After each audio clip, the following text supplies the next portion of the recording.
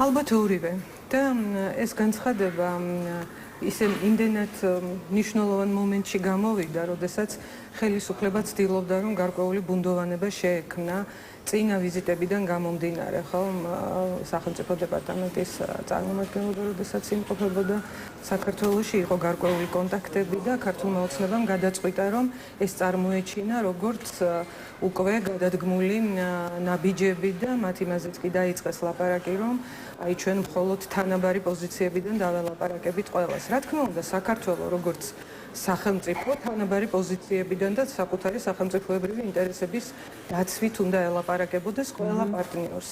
ჩვენი პრეტენზია ქართული ოცნების ხელისუფლებისადმი სწორედ ის არის, რომ ვინც პარტნიორები არიან, მათთან ჩხუბი აქვს გამოცხადებული და ცივი ომი შეიძლება ითქვას და ვისაც ოკუპირებული აქვს საქართველოს ტერიტორიები, ან ის ვინც ჩვენს სახელმწიფო სტრატეგიულ ინტერესებში არ ჯდება, მინიმუმ რბილად რომ თქვათ, მათთან ახერხებს მჭიდრო ურთიერთობას, ოღონდ არც თუ ისე თანასწორ საფუძვლებზე და ხშირ შემთხვევაში ძალიან დამთმობი, მობოდიშებითი ტონალობა აქვს. ამიტომ ჩვენ ვესწრაფით სახელმწიფოსკენ, რომელიც მართლაც ტოლი და სწორი იქნება ყველა პარტნიორისა და სახელმწიფოებრივი ინტერესების დაუზიანებლად შედგება ყველანაირი ურთიერთობა. ძალიან დროული იყო ეს განცხადება იმ თვალსაზრისითაც, რა შეკითხვაც დასვით თქვენ, ხო?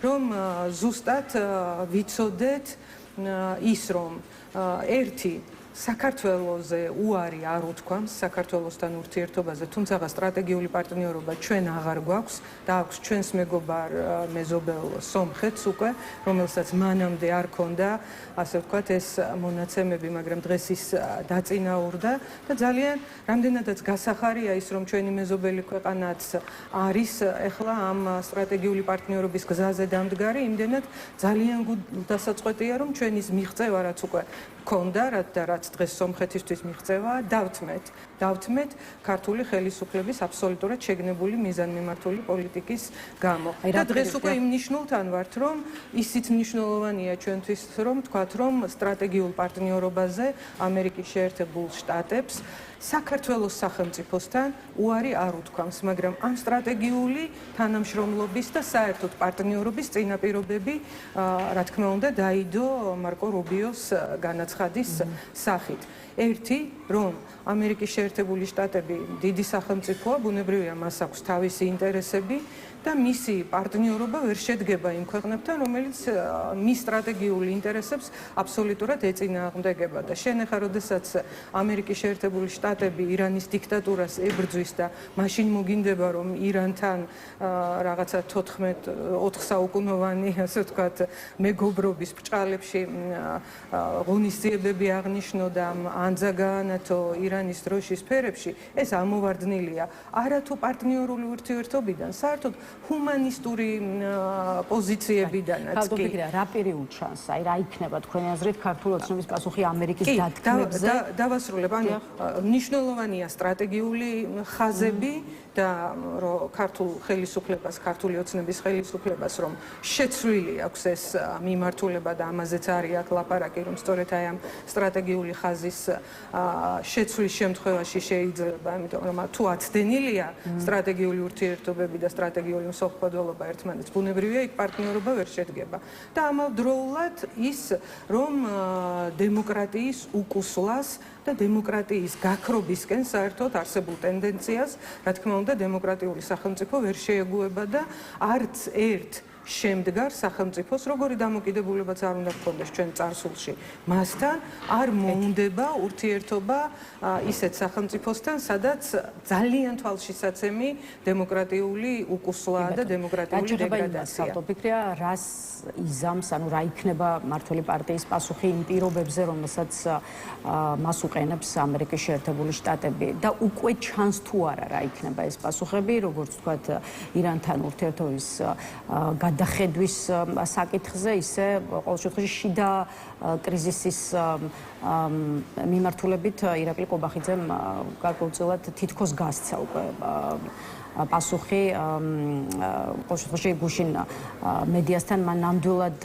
აღნიშნა, რომ უსამართლობის გაგრძელება იქნება, თუკი მაგალითად ხელისუფლება უკან გამოიტანს საკონსტიტუციო სასამართლოში შეტანილ სარჩელს, რომელთაც ის წამყვანი ოპოზიციური პარტიების აკრძალვას ითხოვს, ისე როგორც პროტესტის ფარგლებში დაპატიმრებულ ადამიანებთან დაკავშირებითაც გვეუბნება მთავრობის ხელმძღვანელი, რომ მათთან მიმართებაში ხელისუფლება კონკრეტულ გადაწყვეტილებაზე მხოლოდ იმ შემთხვევაში იფიქრებს, თუკი თავად პატიმრების მხრიდან მოხდება დანაშაულის, ბრალის აღიარება და მონანიება. აი, რამდენიმე წუთის წინ ჩვენმა წინა სტუმარმა თქვა, რომ საბოლოო ჯამში ბურთი არის ქართული ოცნების მხარეს. აი, ბურთი კი არის ქართული ოცნების მოედანზე, მაგრამ როგორ ფიქრობთ, საით დაარტყამს და როგორ გამოიყენებს ამ ბურთს?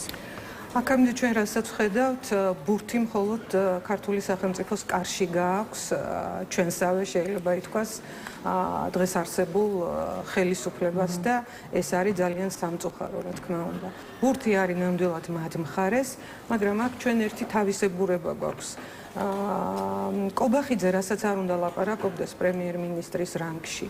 ჩვენ ვიცით, რომ ამ შემთხვევაში ამ ხელისუფლებისთვის უმთავრესი და წამყვანი არის ბიძინა ივანიშვილის უსაფრთხოების და მისი ფინანსური, ასევე უსაფრთხოების ინტერესები. ბიძინა ივანიშვილს ადარდებს სანქციები მის მიმართ, თორე არა მისი გუნდის წარმომადგენელთა მიმართ. ბიძინა ივანიშვილს ადარდებს ის, რომ იმ დონეზე კონდეს შენარჩუნებული ურთიერთობები, რომ მის ძალაუფლების შენარჩუნება საფრთხე არ შეექმნას და როგორმე ასეთი ურთიერთობებით აღადგინოს პარტნიორობა დემოკრატიულ სამყაროსთან. რა თქმა უნდა, მას არ უნდა რომ ომი კონდეს გამოცხადებული ყველასთან, მაგრამ ამავე დროს არ უნდა ის, რომ ძალაუფლება დაკარგოს. ამდენად ეს ორი რამ შეუთავსებელია ერთმანეთთან და თუ დასჭირდა ბიძინა ივანიშვილის ფინანსურ ინტერესებს, ყობახიძე თავის განცხადებებიანად გაქრება საერთოდ პოლიტიკური ველიდან და გამოჩნდება ვიღაც, ვინც სხვანაირად დაიწყებს ლაპარაკს. ან თვითონ ყობახიძე დაიწყებს სხვანაირად ლაპარაკს, იმიტომ რომ ჩვენ არაერთხელ გვინახავს მათი ხისტი პოზიცია, მაგრამ როდესაც სიტუაციას დასჭირდება, ისინი აბსოლუტურად ცვლიან ხოლმე, აგერ ვნახეთ ძიუშენის სინდრომთან დაკავშირებით არსებულ პრობლემასთან, რა მიდგომა ჰქონდათ მათ გარკვეული პერიოდის წინ და რა მიდგომა ვნახეთ გუშინ და რა თქმა უნდა ეს ძალიან მნიშვნელოვანია, იმიტომ რომ ამ შემთხვევაში უპირველესი ინტერესია, რომ ბავშვებმა წამალი მიიღონ, მშობლებმა, რომლებიც ამდენი ხნის განმავლობაში პროტესტს ახორციელებენ თავიანთი შვილობის სიცოცხლის გადასარჩენად, ყველასთვის მთავარია, რომ ყინული დაიძრას და უახლოეს მომავალში ჩვენ ვნახოთ პრობლემის გადაწყვეტის. ამ თემას ჩვენ ისევ დაუბრუნდებით, ქალბატონ ფიქრია, იქამდე კი აი ამერიკის გზავნილებთან დაკავშირებული საკითხი რომ ამოვწუროთ და ახლა უკვე ამერიკული მხარის ის მოწოდება, რომელიც ოპოზიციურ სპექტრს შეგეხებათ, როგორც ჩანს, ოპოზიციურ ძალებს შორის მორიგი დაპირისპირების მიზეზი შეიძლება გახდეს ვაშინგტონის გზავნილი იმის თაობაზე, რომ ოპოზიციური ძალები ინსტიტუტების მუშაობაში უნდა ჩაერთოთ, ამოცანაა თავისუფალ არჩევნებს მივახციოთ, დეკორაციად და სისტემურ ოპოზიციად ყოფნა არ შეიძლება საზოგადოების ინტერესებში იყოსო, ასეთია ოპოზიციური ალიანსის პოზიცია, რომელიც როგორც ჩანს არ არის დამაკმაყოფილებელი პასუხი ლელოსთვის. ყოველ შემთხვევაში ბოლო 2 დღის განმავლობაში თქვენი პოლიტიკური ძალისა და ოპოზიციური გაერთიანების ცალკეულ წარმომადგენელს შორის ნამდვილად სიტყვიერი დაპირისპირების ასე ვთქვათ ფაქტებს ვადევნებთ თვალს. აი რას ამბობენ ეს მინდა გკითხოთ ოპოზიციურ ალიანსში არასწორად, აი მთავარი არის თუ არა მართლაც თავისუფალი და სამართლიანი არჩევნების მიღწევა. აი თვითონ ლელოსთვისაც რამდენად შეიძლება იყოს მისაღები არჩევნები დღევანდელი პირობებით. რა თქმა უნდა, ლელოსთვისაც კი არა, უპირველეს ყოვლისა ლელოსთვის არის ეს ძალიან მნიშვნელოვანი და თუ ვინმეს გონია, რომ ახლა ალიანსის პრეროგატივა გახდა მხოლოდ თავისუფალი და სამართლიანი არჩევნების თემა, მე არ მგონია, რომ ეს არაფერი, ეს არის ქარიშხალი ჭიქაში, ჩემთვის მე ვერც კი დავეწიე რანაირად მოხდა ეს დაპირისპირება, იმიტომ რომ თუ ვინმეს გონია, რომ ახლა ჩვენი სტრატეგიული პარტნიორები გვეტყვიან, რომ მიდით აბა ბოიკოტს მიაწექით ბოლომდე, ეს ასე არ არის. და აბსოლუტურად ანაბანად შეიძლება არ იცოდე ადამიანმა პოლიტიკური ურთიერთობების და დიპლომატიური ურთიერთობების, რომ ეს წარმოიდგინო, რომ ეს გითხრას ვინმე. ამიტომ აბსოლუტურად ჩვეულებრივი ამბავია და ეს ჩვენი პოზიცია გაცხადებული იყო და მე არ მგონია ალიანსი ჯობია რომ ჩამოყალიბდეს თავის პოზიციაში, რომ ისინი ისევ ბოიკოტის პოზიციას აგრძელებენ მომავალ არჩევნებშიც თუ ისინი ფიქრობენ, რომ არჩევნებით უნდა შეიცვალოს ხელისუფლება. მე ბოლო პერიოდში რაც მოვისმინე, კი იყო განცხადებები ბოიკოტთან დაკავშირებით, მაგრამ მათი ბევრი წარმომადგენელი ამბობს, რომ სწორედ ძალიან მნიშვნელოვანია არჩევნების გზა. ამიტომ, ვინც არჩევნებზე ლაპარაკობს და დემოკრატიულ ინსტიტუტებში მონაწილეობის აუცილებლობაზე ლაპარაკობს, მე არ მგონია, რომ იმას უნდა გამოხდე და თავზე დაესხა და რაღაცა გაუგონარი ცილისწამებების ნიაღვარი გადმოღვარო. ალიანსს ერთი უცნაურობა სჭირს. ერთადერთი პრინციპი ჰქონდათ მათ, რომ ურთიერთდაუსხმელობის შეთანხმებაზე მოაწერეს ხელი და შეთანხმდნენ და ესეც ვერ დაიცვეს ბოლომდე ერთმანეთსაც ესხმიან თავს და მე არ მიკვირს ახლა რომ ამ შემთხვევაში მოუნდათ რომ თავდასხმა ლელოზე გადმოიტანონ, მაგრამ კიდევ ვიმეორებ, ეს არის აბსოლუტურად მოგონილი ქარიშხალი ჭიქაში და ჩვენ ვფიქრობთ, რომ ის რაც სტრატეგიულმა პარტნიორებმა გვითხრეს, ცხადად წერია იმ განცხადებაში, რომელიც გამოქვეყნდა და ვისაც წაკითხვა შეუძლია ამის წაკითხვა, აქ არ არის თარგმანის პრობლემა, თვითონვე თარგმანი გამოაქვეყნეს და გვითხრეს, ხომ, როგორ არის. აქ არის ერთადერთ თემაზე ლაპარაკი, რომ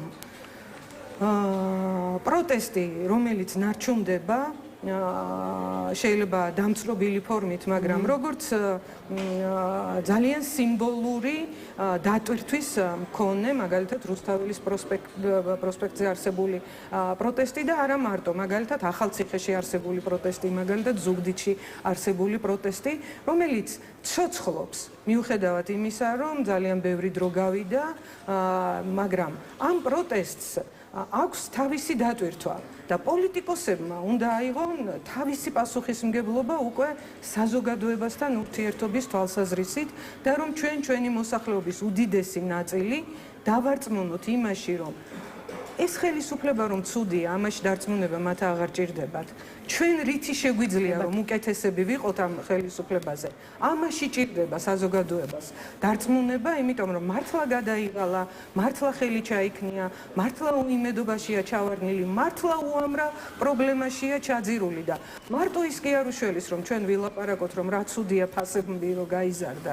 ჩვენ უნდა შევხვდეთ ამ ადამიანებს და მათი პოზიცია მოვისმინოთ. ჩვენ მაქსიმალურად ვახორციელებთ ლელო ძლიერი საქართველოსთვის ამას, მაგრამ ამითიც არა ვართ კმაყოფილი, რა თქმა უნდა, იმიტომ რომ ბევრად მეტი მუშაობა არის საჭირო და ჩვენთვის ბევრად უფრო მნიშვნელოვანია, რომ ამ ფრონტზე ვიმუშაოთ, ვიდრე ის რომ გაუთავებლად რაღაცა გამოსროლილ ბრალდებებს უპასუხოთ. არ დაგვჭირს სამწუხაროდ ბევრი დრო, ამიტომ ბოლოს მინდა დაუბრუნდეთ პრობლემას, რომელიც თქვენ ახსენეთ რამდენიმე წუთის წინ და რომელიც შეეხება დიუშენით დაავადებულ ბავშვებს. 40 დღეზე მეტი გავიდა, რაც 20-მდე ბავშვის მშობელი და ოჯახის წევრები მთავრობის ადმინისტრაციასთან უწყვეტ რეჟიმში არიან შეკრებილი და აი 40 დღის თავზე მშობლები გუშინ უკვე მიიღო საქართველოს პრემიერ-მინისტრმა და არა მხოლოდ მიიღო და შეხვედრა გაიმართა ირაკლი კოლბახიძესთან, არამედ შეხვედრის შემდეგ მთავრობის თავმჯდომარისგან ახლა უკვე ვისმენთ განცხადებას, რომ სახელმწიფო უნდა ამოვიდეს ბავშვების ინტერესებიდან. ეს პოზიცია და ამას სხვათა შორის ბევრი აღნიშნავს, ნამდვილად განსხვავდება იმისგან, რასაც აქამდე ვისმენდით ბავშვების სატკივარზე ხელისუფლების წარმომადგენლებისგან. შესაბამისად, აი რა მოხდა და რა შეიცვალა თქვენი აზრით? ძალიან კარგია, რომ ასე ვთქვათ, მთავრობამ პირი იბრუნა ამ ბავშვებისკენ, თუმცა ის საინტერესოა რა უნდა იყოს ამის მიზეზები. იცით, პირველ ივნის, როდესაც ბავშვთა დაცვის საერთაშორისო დღეს ულოცავდნენ ხელისუფლების წარმომადგენლები საქართველოს ბავშვებს და ამავდროულად რელიგიური დღესასწაულიც არის, ხომ, წმინდა ნინოს საქართველოში შემოსვლის დღე. მე რაღაცნაირად აი მქონდა მოლოდინი, რომ ამ დღეს რაღაც ემპათიური განაცხადი გაკეთდებოდა ხელისუფლების წარმომადგენელთა მხრიდან და ძალიან დიდი იმედგაცრუება მქონდა კიდევ ერთხელ, რომ ეს ვერ მოხდა, იმიტომ რომ მიუხედავად პოლიტიკური სიტუაციისა, არის პრობლემები, რომლებიც იწვის და ამ ბავშვების პრობლემა იწვის ყოველი დაკარგული დღე არის შეიძლება ითქვას დაკარგული სიცოცხლის ნაწილის ტოლფასი. ამას აცნობიერებენ მშობლები და იმიტომ არის ძალიან ემოციური და ძალიან მძიმე მათი ასე ვთქვათ პოზიციონირება ამ ხის განმავლობაში და სჯობს გვიან ვიდრე არასდროს, რა თქმა უნდა. გუშინდელი დღე მე შემიძლია შევადარო კომენტარები ჯანდაცვის მინისტრისა, რომელიც არანაირ ეთიკაში არ ჯდებოდა წინა პერიოდში და გუშინდელი შეცვლილი რიტორიკა, მაგრამ ჯანდაბას შეიცვალოს და რიტორიკა, მთავარია ეს პრობლემა გადაწყდეს და მთავარია ბავშვების სიცოცხლე გადარჩეს. მადლობა.